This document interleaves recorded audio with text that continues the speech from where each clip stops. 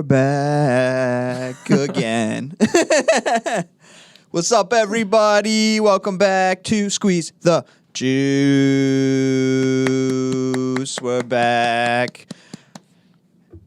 And it is after the end of the football season.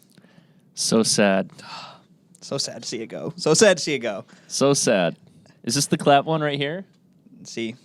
Let's give a round of applause. It's the C. Round of applause for the football season. Respect. That could have been interesting to see him just hit a different button.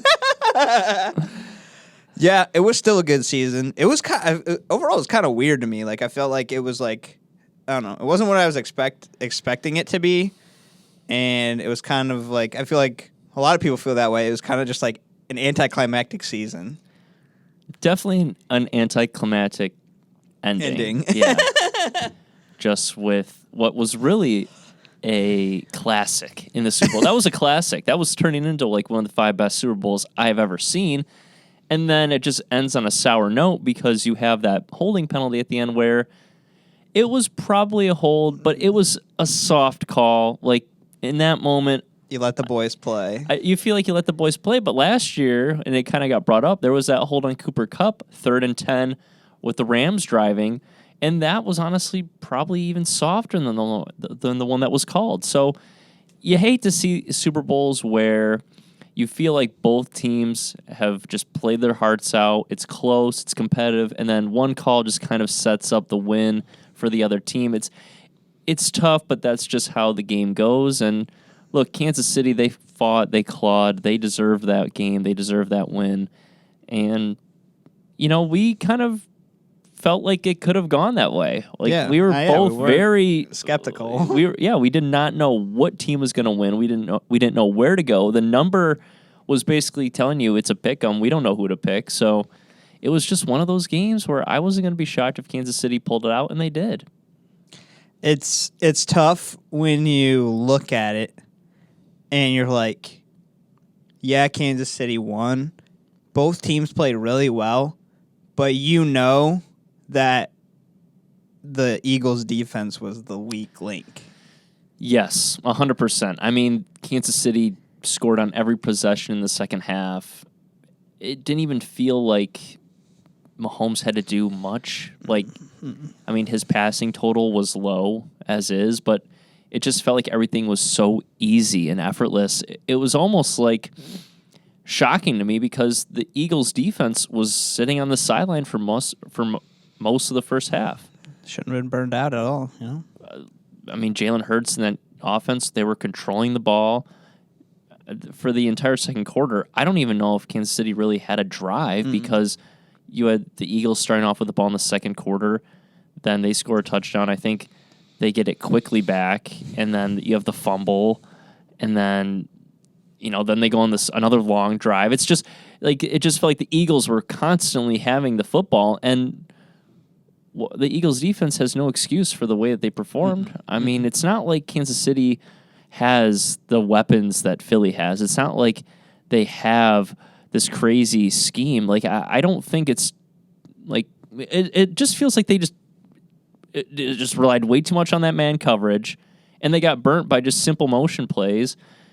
Andy Reid's a genius. You know, he can craft something up that looks so easy and simple, but yet defenses still fall for it. You know, I wasn't like terribly like I didn't feel like Kansas City overwhelmed Philly. I just think Philly just didn't really have a good defensive game plan going in. And the thing is that the whole game went by pretty smooth. Like, there wasn't a ton of flags, really. No. It went by pretty fast. But even in the smallest moments, what hurt them was the Eagles just made very barely, like, there's a very small margin, but just more mistakes at the end of the day. Yeah. I mean, you can't, the thing is, the defense, they didn't play well enough, and they could have won that game. Like, things happen. Like, that, it really sucks that Hurts had that fumble and the recovery, and that took it for a touchdown, but that could have almost happened again with the Miles Sanders catch, and he dropped that. That could have been another return. Like, there could have been a lot of different things, but, like, things happen. But, like, the defense overall should have just played better. I mean, for me, that Jalen Hurts fumble that did lead to a touchdown, like that play it was big. Yeah, it was absolutely. probably, one of the defining plays in the game. But for me, like, I just didn't feel like that play was detrimental to Philly's chances of winning. Like, Jalen Hurts played out of his mind. And he was hurt too. Like, let's not get it twisted. He was playing that game hurt. Probably not as hurt as Mahomes, but he was hurt. Like, that shoulder was banged up. And you saw it on that last throw, that Hail Mary. Yeah. That was a complete wobbler, had no went, chance. Yeah, it was as flat as a duck, really. Like, that was just a total, just so bad. But but Jalen played out of his mind. He played fantastic. And it sucks because Jalen Hurts just keeps finding himself in these moments where he's just so close, and yet it's one or two plays that keeps him from being able to say that, he took a team to, the tip of the promised the tip of the land. mountain. Exactly. So it's unfortunate for Jalen Hurts because I thought he outplayed Mahomes. I thought he was the best player on the field on Sunday. Now that we've had some time to digest it and, the parade has already took place, it does feel like Kansas City, I don't want to say got away with one, but where Patrick Mahomes only throws for like 180 yards, it just feels like Philly easily could have won that game, and they just let it slip. And I don't, you get there once, and there's no guarantee you get back.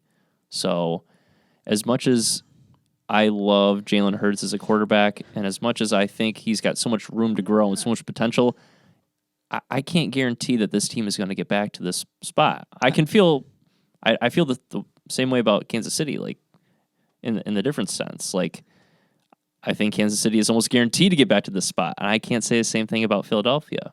That's what kind of makes me feel a little sad, I guess, for Philly fans. Not that I should show any, pity towards them, but yeah, I mean, they were rioting either way, but I know. But also, like, after this week, I'm like, aside from if I didn't watch, like, if I wasn't watching Hulu and seeing every single Disney commercial that was just "When you wish upon a star," and here comes Patrick Mahomes saying I'm going to Disneyland. Aside from that, I feel like I heard and saw nothing about the Chiefs winning the Super Bowl this week. I don't know if it might have been just me, but like, I feel like I didn't see much of anything. I strategically sheltered myself from the national media. I listen to local media mostly anyway, so the national media, the ESPN, First Take, Undisputed, like, because what was going to happen Monday. Yeah, it was either going to be like it was going to be all talk about Mahomes either way, right? And I just was like, there's no point for me to pay attention to this. We've talked about it on the pod. I don't like Mahomes. I don't like the Chiefs. I respect Mahomes and I respect the Chiefs. I respect Andy Reid. QB. He's my number one QB of the future, my number one QB overall, but I just don't like the Chiefs. I'm allowed to respect the guy and appreciate him and not like him. I can do both things. Yeah, that's just where fan. That's just where I'm at. I'm not a fan either. So at the end of the day, we did throw some bets down. Survived. And Justin over here, we had 3 bets for him. We had over 50.5. That was a win. He bet tails, and that was a win. And then the only loss was Eagles -1.5. So Justin finishes 58-58-2 overall if you combine college and NFL for the 2022/23 season. Not bad, my friend. 42-36-2 in the NFL. You're shooting at a 54% clip. I mean, that's solid. You can't complain about that. Take it. We breaking even. Overall, breaking even. Myself, I finished 57-57-2 if you count college and NFL. And in the NFL, I finished 46-40-2. I gave you guys over 50.5, A.J. Brown anytime, and Kadarius Toney anytime. So I was up money on the night despite being 3-3 in my picks. Or no, I'm sorry, 3-4 in my 3-3 in my picks. Because I had Eagles -1.5, Mahomes over 292.5, and then I obviously picked heads. So I was 3-3 in the Super Bowl, but because I had some plays that were plus money, especially Kadarius Toney, he was plus 340 told you guys to bet him anytime that hit. Boom. I was gonna say that was a nice payout. So really, I did okay. I don't even want to tell you the tragic story of my Squares loss because I was gonna win 125 in the first quarter if Butker made that field goal. And it doinked. So I lost out on 125. There was a guy who he's from Barstool, I think. He bet I don't remember how much it was, but it was the payout was like a couple thousand that the first kick or something was a doink. That's incredible. There was an octopus, and I should have bet an octopus. Jalen Hurts at the end of the fourth quarter to tie the game, had the touchdown and the 2-point conversion. An octopus was like plus 1,400. Really? Should have put 10 down on that little 140 burger, but no, man, it was a fun Super Bowl. I mean, you end even overall and positive in the NFL, and I had a very solid season betting football. College wise, I was absolutely dynamite. NFL wise, we were basically even. Overall, just that was the difference. Was college and NFL like? You were just night and day. I was pretty consistent, and that's kind of where, you find yourself, on the wrong side of things. But the thing is with college is it's a very emotional sport. College football is very emotional, and you got to take the emotion out of it and just look at. NFL is very analytic. Exactly. NFL is a little bit easier to just kind of say, all right, watch this team last week. I know who's playing. I know what they like to do. I think it can match up well. The number tells me this. I think college football is very difficult to bet on when you don't have as much information available to you. You don't necessarily watch all the games. And environment too. Beyond. Home and road. It's hard to win on the road in the NFL, but I think going, if you're a Maryland and you're going to, Happy Valley, that's a very difficult game, especially at nighttime. It's difficult in general, but then if it's a night game, it doubles the pressure. Exactly. So it's how do I trust Maryland, right? So it's just one of those deals where Talia. It can be it can be very difficult to bet either sport. But at the end of the day, we did all right. To close out the NFL season. Are we maintaining? Are we going to keep? Closing the NFL, retiring the NFL season, but maintaining the rest of the overall. Obviously, we're going to continue overall. Yes. So our NFL and college records now will be in the history books. We'll bring them up next season as maybe a little precursor to how we did last year. But yes, we are going to start fresh next season for college and NFL. It's impressive that we got this far with these totals, with these numbers. I didn't think I was going to be where I was. I'm sure you thought the same thing with the NFL. And we're 6 weeks. We were 6 weeks late, so we were late too. Yeah, we were late to the game too. But we did all right, and overall, we're still gonna we'll flash those too. But now we're moving on to a different breed, a different landscape with basketball.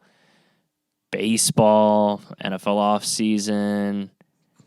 Do we even dare to wander into the hockey forest? I have no idea. Hockey's a dangerous game, my friend.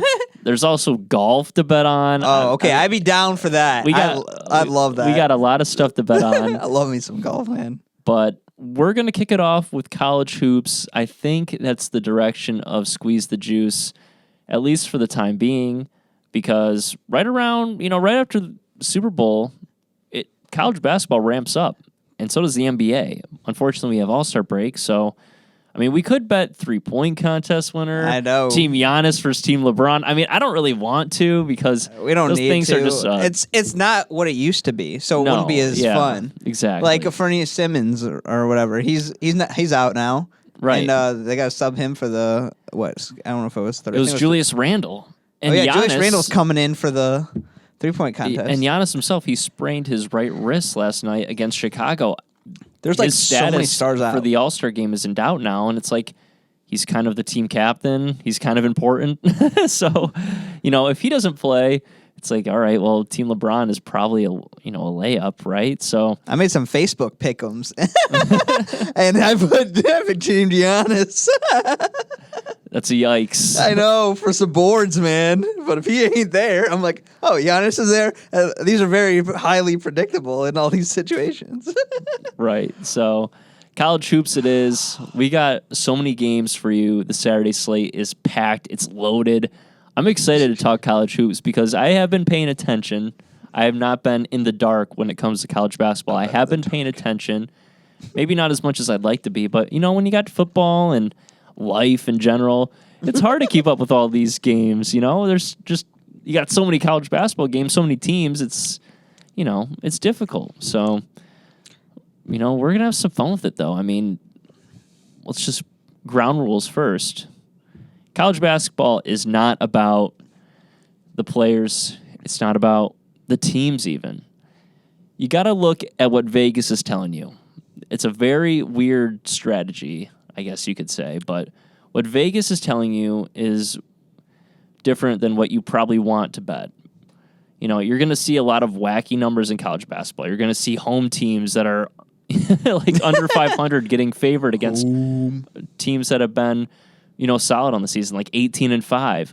So you're just going to see some wacky numbers that don't make sense, and you just kind of roll with it and see where it gets you. You think you might get burned on it, but at the end of the day, you got to trust what Vegas is telling you. That's really what it comes down to, because there is no science or formula behind how these games work on our end, but there is in Las Vegas. So you just have to trust Vegas, what they're telling you, because if you bet with your heart or you bet with your mind, you're going to get burnt. You're going to get burnt. You just have to literally look at it, blank stare. Okay, I'm going with that number. That's literally what you got to do. So without further ado, let's kick it off. College hoops. Getting into it. NBA, we'll get to eventually. Yes, this we will. Is the focus now. I hope you all enjoy the new sign. It is very beautiful. The hardwood. The hardwood, yeah. Oh, maybe I should make our own court. That'd be the background. That'd be sick. A nice lime in the center.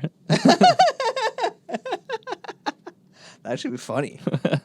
Just splash. All right, so Evan is taking control. By the way, when we're doing this now, I'm in charge. He's now in charge. I'm playing off what he's putting down. All right, so first game, two Big Ten teams, Illinois versus Indiana. Indiana at home, -4.5. Blind thoughts, blind picks. Where are you going with this one? Illinois versus Indiana at home. Yes, it is in Assembly Hall. I'm trying to think. Blind, straight. If you were just like go right away, 2 seconds, I'd go Indiana. Okay, I'm with you. I'm with you there. Indiana, they have, in my opinion, the best player in the Big Ten, one of the best players in the country, in Trace Jackson Davis. I mean, the things that he is able to do, they're sensational. He can absolutely. He can absolutely fly. I mean, the lobs I see him catching. He's a dominant player in the post. He's a physical presence. He's lanky. He's long. He just does it all.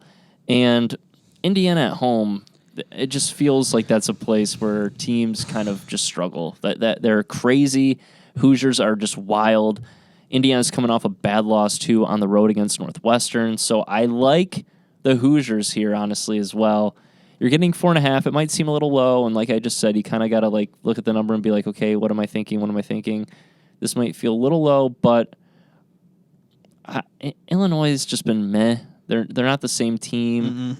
Mm-mm. They had a nice transfer addition in Terrence Shannon Jr. He was supposed to come and be like that transfer god almost, just coming in and lighting up the Big Ten. Hasn't totally happened. So I like Indiana. I think they take care of business, follow up a tough loss on the road with a win. I'm with you on the Hoosiers, man. Gotta love Assembly Hall, man. Gotta love Assembly Hall. It's an electric environment. It is. Absolutely. I would love to go to Assembly Hall.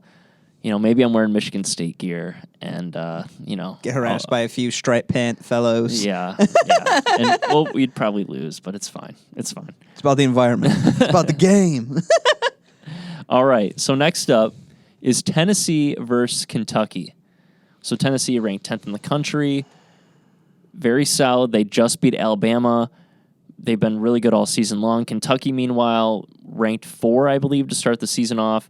They have completely slid. Oscar Tshiebwe, Player of the Year candidate. What happened to him? He's been good, but the team itself just hasn't been totally, clicking. But Kentucky is getting 2.5 points at home at Rupp Arena. Seems like a small number going up against a Tennessee team that just beat the number 1 team in the country in Alabama. You got to just trust him, man. You got to go blind here. Kentucky's the play. What do you think? I feel like I want to agree with you. Because Kentucky won on the road in Tennessee already last month by 7 points. They did. It is hard to beat a team twice. I agree. That's what I'm thinking. But it's also Rupp Arena is a same thing, like Assembly Hall thing. Like the environment is different, and you're not just going to a regular kind of, I don't know, an average school environment. Like Kentucky's known for basketball. We know that straight 100%. up. What was the line?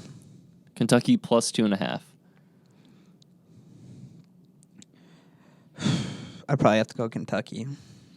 You got to go with the Wildcats there. That number is just too low, right? Yeah. Like if it was like Tennessee minus 5.5, like you take the Vols. Like you're feeling like, okay, that's a little bit bigger. Like maybe it's out to 6.5, 7. You're like, okay, Tennessee's probably going to steamroll them, right? But they're only getting 2.5 points. It's like, don't really know about that one. Seems like a little too small. Like that's when you kind of roll with Kentucky. That's tough. I like both of those teams.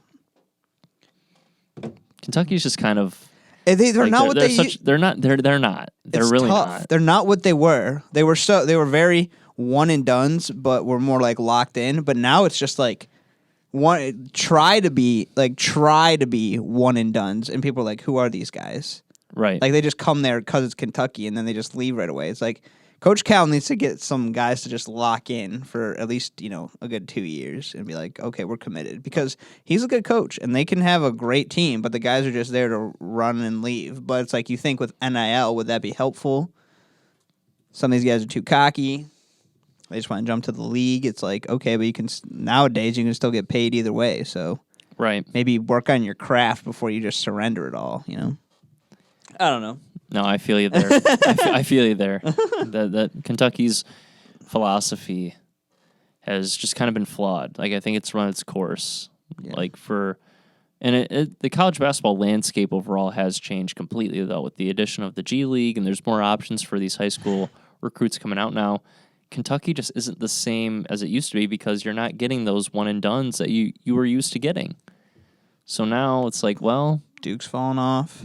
Duke's the same way. Yeah. I mean, you can tell. Like, that's why Mike Krzyzewski left. Like, in addition to being a little bit older, he's not one of those coaches that has built a team that has these, leaders and seniors. Like, Duke gets those 5-star recruits, then they go to the league. When you're not getting those guys because they're simply not available, it makes it really difficult to be what you were and what everyone thinks you're supposed to be. That's fair. All right. On to game 3 for you. Iowa State heading to Manhattan, Kansas, taking on K-State. This is a ranked matchup. Number 19, Iowa State versus number 12, Kansas State. Kansas State minus 2.5-point favorite. Justin, what are you feeling in this one? Iowa State has already beaten Kansas State earlier this year by 4, but that was in Ames. This one is in the danger zone of Manhattan, Kansas. You know how I feel about Little Manhattan. You know what a beautiful place it is for disruption and chaos and a downfall of teams. I love Iowa State and the Cyclones, but straight up, I'd have to just go Kansas State. I've seen teams fall there too often. And Kansas State, and that's when Kansas State is unranked and the heartbreak team. Now they're like more legit. Right. The Big 12 is extremely legit this year, but right off the bat, I have to go K-State. So Iowa State's been one of those really wacky teams, if you will, because they've had some games where they look like they are very good, right? Like They're sus. on February 4th, they beat Kansas by 13 or by 15, but then a week later they lose to Oklahoma State by 8 at home. It's like, it's like, what are we doing, boys? But then, they followed up 4 days later, and then they beat TCU by 11. It's like they're so on and off, and it feels like, to me at least, I'm looking at these games. I'm looking at their schedule right now. Look at who they're showing up against. Ranked opponents here, right? Iowa State. They beat a ranked TCU. They beat a ranked Kansas. They beat a ranked Kansas State. They beat a ranked Texas. They beat a ranked TCU again. They lose to a ranked Kansas by 2. I mean, they beat a ranked Baylor. They looks like they're kind of one of those teams that rises to the level of competition that they play.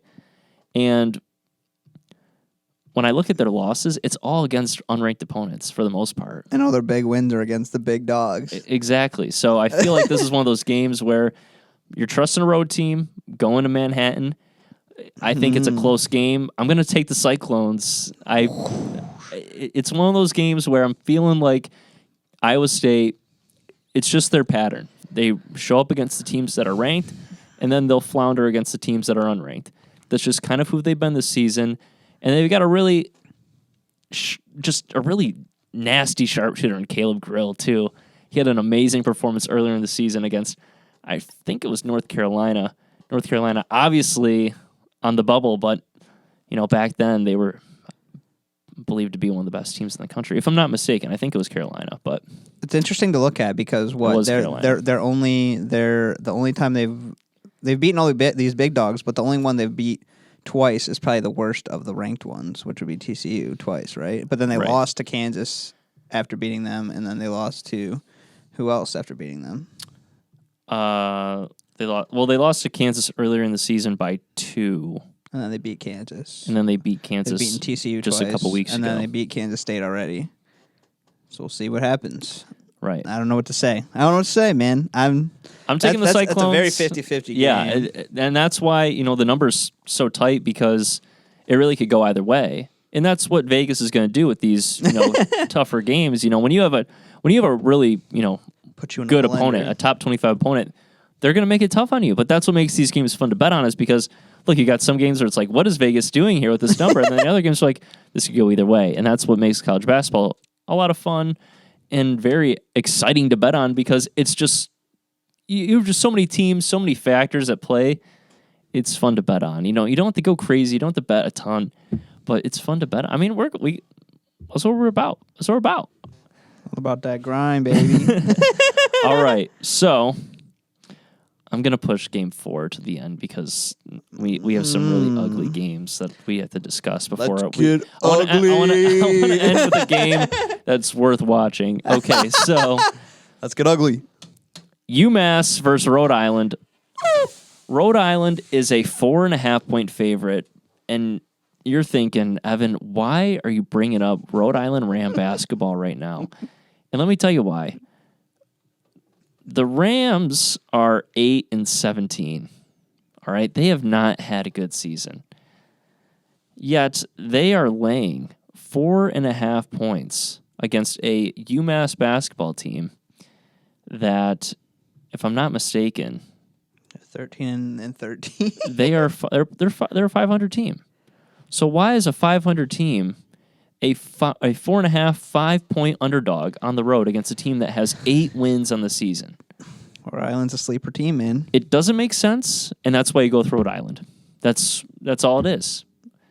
I was scrolling through FanDuel, scrolling through DraftKings, trying to get some numbers here, and I see that game, and I'm like, Rhode Island stinks, and they're getting 4.5, or they're giving 4.5. Yeah, I'm gonna take the Rams minus 4.5. It's just. Shout out Lamar Odom. It's just one of those. It's just one of those games, man. You blindly pick it. No, I don't. I absolutely agree. I was looking at Rhode Island immediately. I was like, you. They're such if you look at like history of these two teams, they're very similar in the way they play and recruit and just do things. But Rhode Island, more often than not, you see pop up on occasion, turning time, and when it matters. So I trust Rhode Island. They may be having a rough season, but I trust them as a team. Yeah, they are one of those teams that does pop up around tourney time. Like they're probably not going to make it this year, but it does feel like Rhode Island finds themselves in the tournament more often than not. So, there is that kind of established culture, I guess, of winning basketball, but the season has been far from that. But when they're getting when they're getting they're a favorite. Like they're literally giving 4.5 points right now. They want you to pick that so bad. It's unreal. It is unreal. That is insane. Yeah. I know. How does that even? How do you lay 4.5? I have no idea. They're 10, 15, and 0 against the spread this season. Well, UMass is 11, 14, and 1. Gosh, those are awful. Nothing about this says it's going to be pretty. No, that's going to be an ugly game. The over-under's 142.5. No one says it's going to be pretty. No one says it's going to be beautiful. It's going to be ugly. What do you got for me next? All right, next game is the Egg Bowl. Oh, yeah. Mississippi State versus Ole Miss. Hotty Toddy is laying 4 points at home. Ole Miss stinks, though. I don't remember Ole Miss ever being Mississippi being okay. Maybe that one time where the one dude was always like had the fin. He was doing the land shark kind of vibe for Ole Miss a while back. But aside from that, I don't remember Ole Miss ever being that great at basketball ever. No, they're really not. They're not a basketball school, obviously. But Mississippi State's had their time though. Yeah, MSU, fake MSU's been all right at times. Fake MSU. But here's the thing. Mississippi State, they're 5-8 in conference play, which is not good. Okay, like they're fourth from the bottom in the SEC, but they're 3-4 on the road. They haven't played a ton of road games, and they're coming off a loss. Ole Miss, on the other hand, they're 6-8 at home. They're not great, but if you're going to trust them, it might as well be at home, right?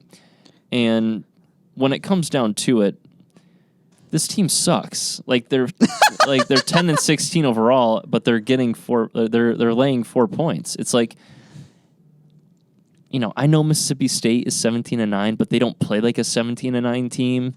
It's a rivalry, though. It's a rivalry game, and Ole Miss is at home. I just think you blindly go with Ole Miss, and they get a little revenge.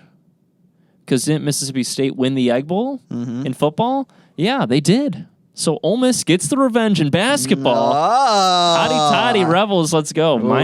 Love Ole me some Miss. Hotty Toddy, baby. Get me fired up. We should go drive down to this game. Lowest ticket price is $10, dude. Let's go courtside. Let's go courtside for Hotty Toddy. Just start throwing eggs. Oh, what a rivalry. They're like, guys, it's not really about that. I don't care, man. We can take some of Kenny's eggs and just head down there. I'll take 12 cartons, please. The guy's like, you guys sitting courtside? Yes, sir. Can we get some egg costumes? Oh, that'd be great. We could go as eggs. Just start rolling. We roll in. Eggs. Oh, yeah, sit behind the net. Distract them. That'd be funny. Yes. Man, that's because I love Ole Miss. It's so hard to not want to pick Mississippi State in a basketball game when it's this situation. Yeah. But I respect your thoughts, and I'm going to ride with my Rebels. Ride with Hotty Toddy. I love that. I should get that tattooed on me. No, if I went there, that'd be. I'd think about it. But did you go to Ole Miss? No, I'm just like Hotty Toddy. I just got to cross my forehead. Yeah, baby. I do it as a joke. Why not? Why not? Maybe next season. All right. So Milwaukee versus Robert Morris. That is game 6. 2 Horizon League teams. If you know anything about me, it's that I like the Horizon League. All right? Big fan. Big fan. Horizon League fan club. Wright State is my Horizon League team. The Raiders, they are not bad. The Raiders this season, they won the Horizon League tournament last year, went to the tournament. It was great. It was awesome to see. This year, they're kind of middle of the pack, but they are playing well as of late, but they're not playing in this game. This is Milwaukee versus Robert Morris. And Milwaukee last year was horrible, but now they're second in the Horizon League. They're 18-8 on the season. They're looking great. Robert Morris, meanwhile, I believe is 12-15. And Robert Morris, not very good. They're led by Enoch Cheeks. Enoch Cheeks has Robert Morris as a 3-point favorite, though, against Milwaukee, who is one of the best teams in the Horizon League this season. It's one of those games, again, where you just kind of throw your hands up and say, all right, Robert Morris, no reason why they should be favored, and we pick them. So I'm going with Robert Morris here. I do follow Horizon League basketball. I don't really follow these teams, but one thing I do know about the Horizon League is that you can't go wrong picking the home side because the Horizon League, depending on where you go, they got fans. All right, they got fans, and Robert Morris, this is one of those games that, wake up the student section, get up for this one. Robert 7 Morris, p.m. it's game. 7 p.m., it's prime time. They're going to be loud, they're going to be rowdy, probably a little drunk. So go Robert Morris -3 at home. We love to see it. Robert Morris. I really want to pick Milwaukee, but I'm going to trust you on this one. Trust your expertise. Ride with Robert and his Morris.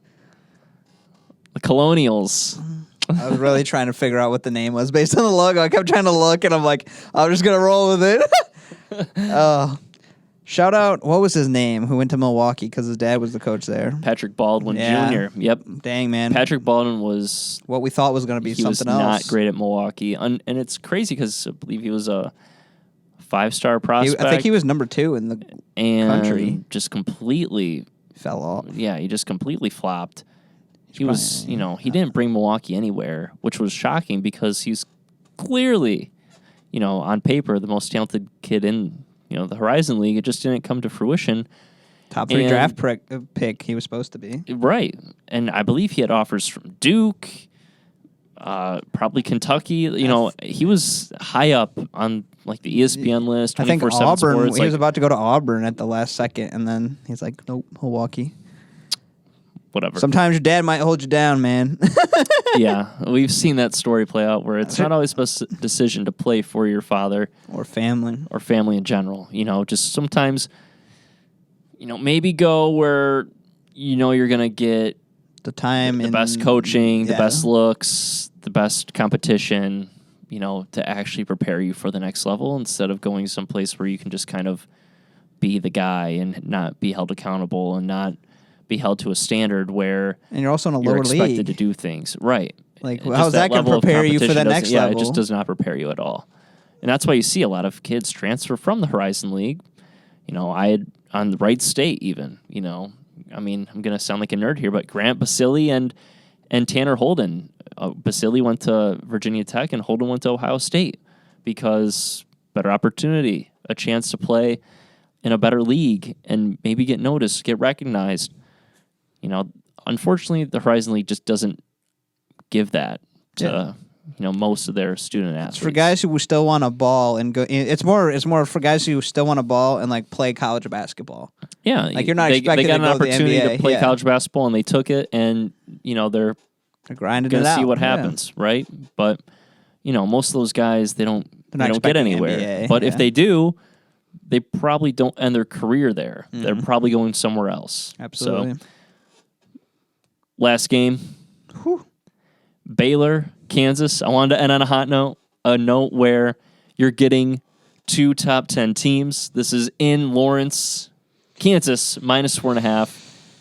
These teams always play each other close. Justin, start us off here. Baylor, Kansas. Who do you like? What do you like? Let's hear it. I love me some Rock Chalk Jayhawk. Love Bill Self. Love Grady. Grady D and the boys. Grady Dick. The man himself. Even with one or two guys coming back from that championship team last year, Kansas is still at the top of their game, but they're really not that just like 1 through 5 end-to-end team like they were last year. There's a lot of different holes in this team compared to past years. Baylor always seems to have something clicking. I don't know what it is, but they always know what to do. They know the perfect guys to get. They always mesh well, and they always seem to be kind of like a threat out of nowhere. Even when you're like, maybe it's an okay season, they always end up being top 10. And they always make a run. They snagged that title a couple years ago. Right from Gonzaga. Sorry, Dad. Love you, man. My dad's a diehard Gonzaga fan. It's unfortunate. I know. There's been a lot of title chances dropped over the years. Oh. What are they giving them? 4.5, I'm seeing. 4.5. 4.5. Kansas is Baylor's getting 4.5. I want to take Kansas so bad. I want to take Kansas, but something's telling me to take Baylor. I'm feeling Baylor as well. I mean, Baylor has won the past 2 versus Kansas. They have both been in Waco, so take that with a grain of salt because the previous 2 games were in Lawrence, and Kansas won both those matchups. But I do think Kansas is one of those teams that will give you a win here and there. And Kansas basketball in the season, look, they've been relatively great again, right? I mean, for the most part, I wouldn't say it's like you were saying, it's not like the most dominant Kansas team, and they're lacking some size, but they still have a guy like Jalen Wilson, Grady Dick. Like, they have talent. The issue with Baylor for me is they did lose a good amount of talent to the NBA and the transfer portal, but they still are they're still good. Like, their offense is great. Ken Pom, who's one of those analytic guys, he has Baylor's offense ranked as like the number 1 offense. Adjusted efficiency. So it's like, Baylor's great, but at the same time, I'm like that. They're just not the same. They lost Sochan.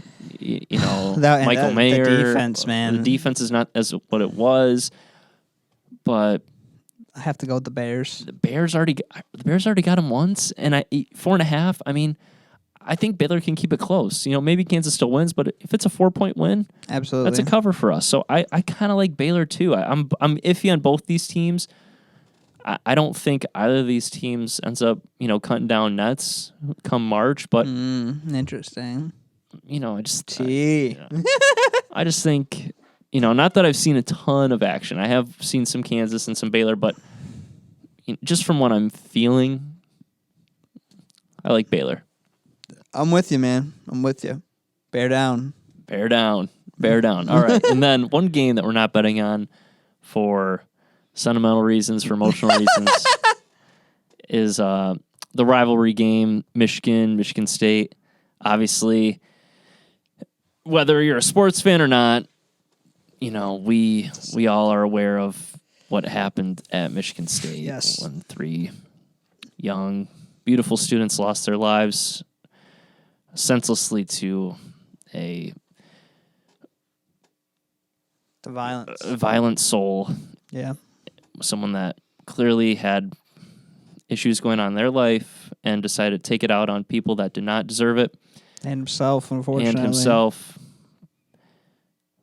We're still waiting word on 4 who are still currently in critical care, in critical condition. 1, as far as I'm concerned, today, as far as to my knowledge, is now in stable condition. So that is good news.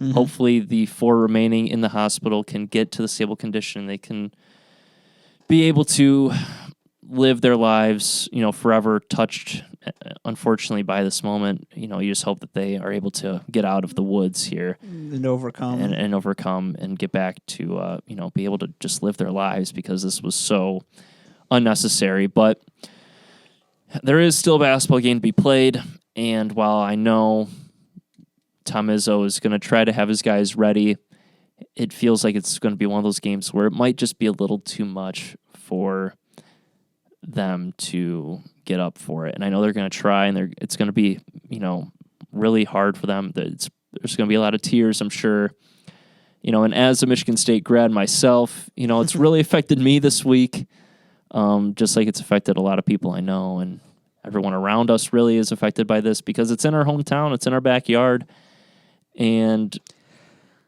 stuff like this just gets to a point where you feel numb to it. Like you're almost expecting it to happen, and that's not okay. And, nothing more can really be said on it. We need change. Something's got to change. I'm not a lawmaker. I'm not a judge. I can't come down with an iron fist and, change what is currently going on in Washington. But you do hope at some point we get some resolution, some change to where we can feel safer doing normal daily activities such as going to school, going to class, going to the MSU Union, which is my favorite building on campus. I was there every single night almost sophomore year. Like that was me. That easily could have been me in that position running for my life or possibly having my life ended by someone who decided to take matters into their own hands and take the pain that has been caused to them or that they have just suffered and decide to just take it out on everyone else for no reason at all. And, I could get up here and and get on a speech if I easily could. If I could do it all day, I would. But at the end of the day, I don't want to get too political. I don't want to get too into the thick grass there. I just want to feel like I shouldn't be scared, and I don't want to feel this pain and hurt that I have for families that lost loved ones due to something that was completely unnecessary. And as a Spartan, we're all Spartan strong. Even if you're not a Spartan, you're still Spartan strong because True.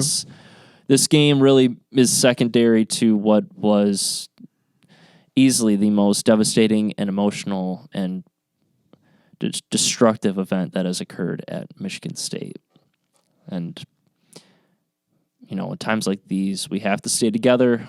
We have to be able to be there for each other. And I know we all are, as a Spartan community and as a state of Michigan community. Really, it's, 100%. We all, we split hairs and we banter, and the rivalry is one of the most hated rivalries, in all of sports, really, between Michigan and Michigan State. But when something like this happens and you're seeing what the University of Michigan is doing for Michigan State, just a lot of pregame stuff that's really a class act, it's sometimes hard to expect your rival to do some of these things. But in moments like after this... earlier events of this past year. Right, but in moments like this, it's really a class act by the University of Michigan. I want to commend them for doing that. But in addition, just the entire state really having the back of Michigan State, and the nation, the overwhelming support has been just,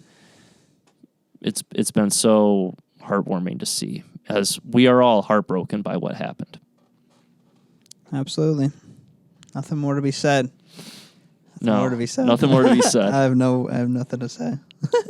It's tough, man. Go Spartans. Yeah.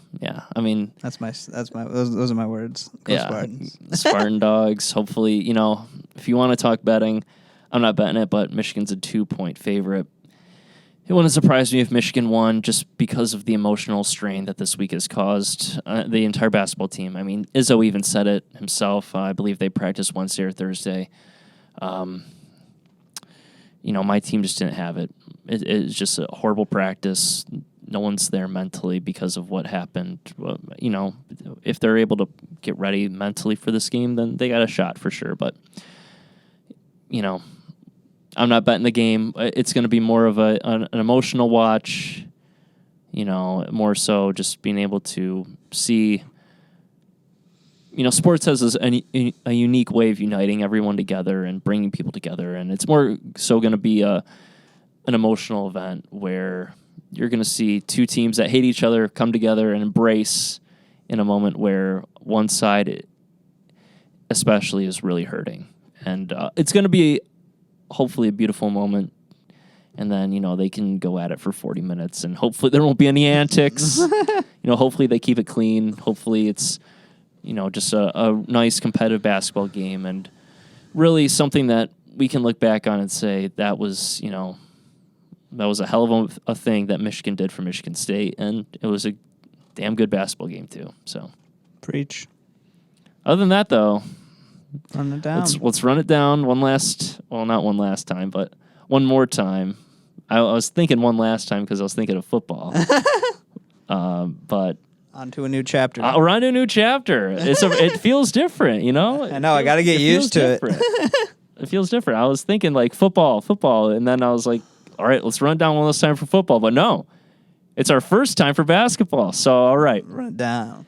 Illinois versus Indiana. Indiana minus 4.5. Me and Justin are both on the Hoosiers in Assembly Hall.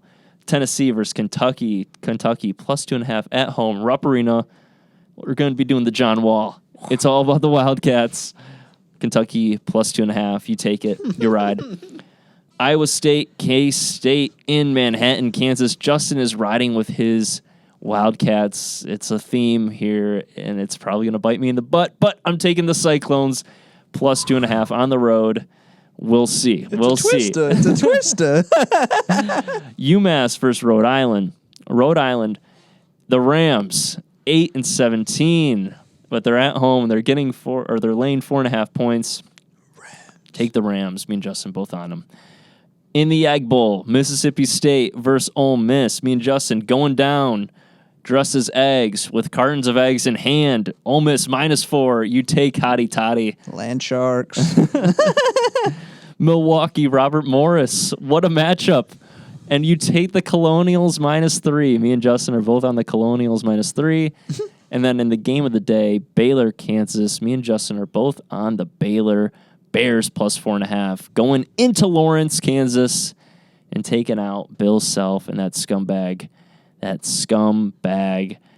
college basketball program. I can't stand Kansas. You like Kansas, and it's fine, but I can't. They are so scum. It's fair. All these violations and illegal acts. I'm sick of you. Let's go Bears. Everybody Bear down. violating the rules. That's true, but Enough said. That's true. But whatever. Well, it was another beautiful episode today. A closeout of NFL and college football.